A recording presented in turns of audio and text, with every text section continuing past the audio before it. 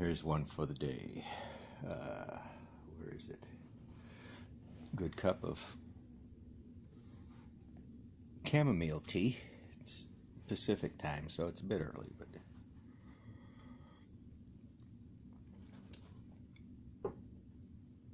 I hope the volume's okay. I noticed it's not always, but that's the little green thing down here. All right.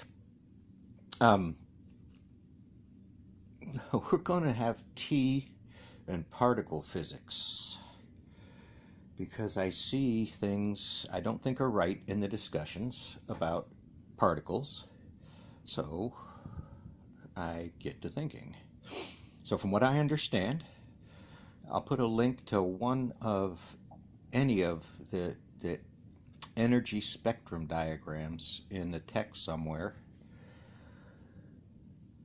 and give you an idea that there are multiple energy spectrums because we're measuring particles. So we started this pretty much with films. We used a lot of plate films, a lot of plates coated with things to look at this. High energy particles. We invented meters. Most everyone knows what a multimeter is. That type of meter has been around for a long time.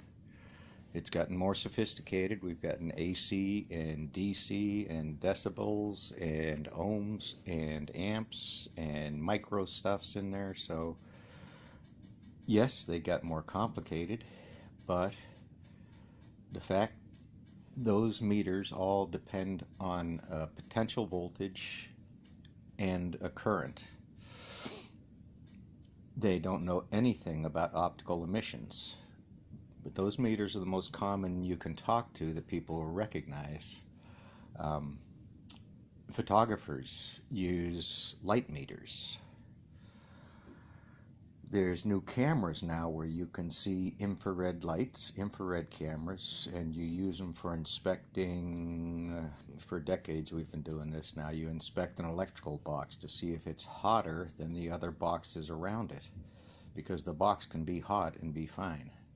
But if it's abnormal, which that light or a thermometer could have told you, or that camera, that is an optical emissions measurement. In that, the heat radiating off of the surface of the cabinet that camera measures is related to energy behind it, but it's not measuring the energy behind it. It's measuring the heat from the energy behind it. The heat's induced by an electromagnetic wave that messes with electrons. It excites the electrons, and they start to give off little bits of infrared light. The infrared light, because photons that I know, that I understand, that my training and experience has used, only come from the collapse of an electron in its orbital shell.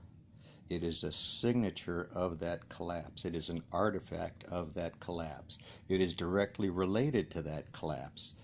And the relationships can be applied through a whole bunch of formulas, because I went from electrical voltage to electrical current to electromotive forces to induced energies across distances into the cabinet, and the cabinet's radiating heat.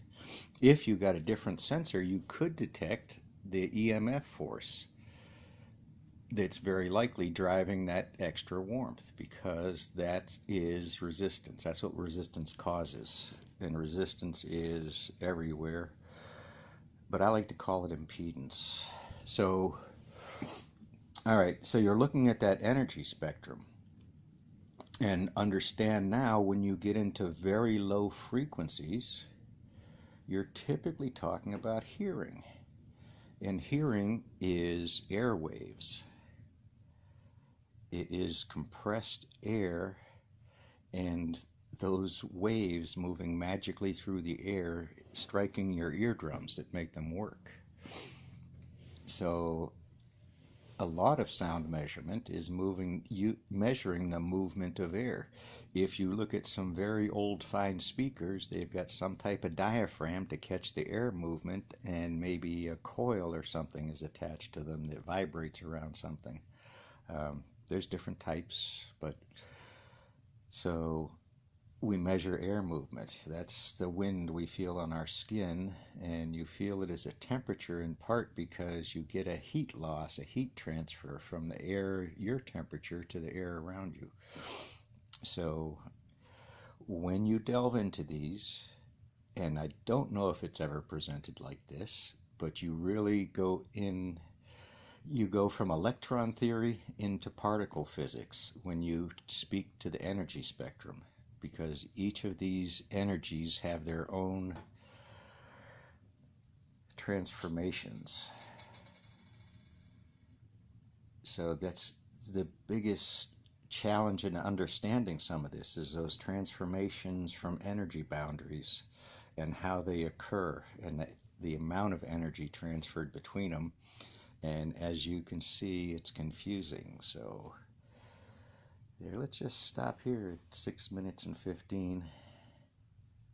Take a breath. The understanding of this leads back to what and how we can measure.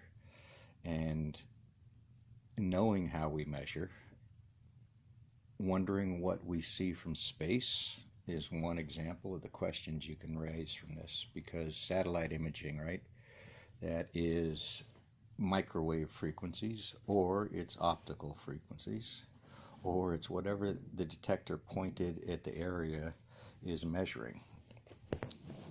And or they're transmitting satellites. They receive a signal and repeat it across the planet for others to listen to.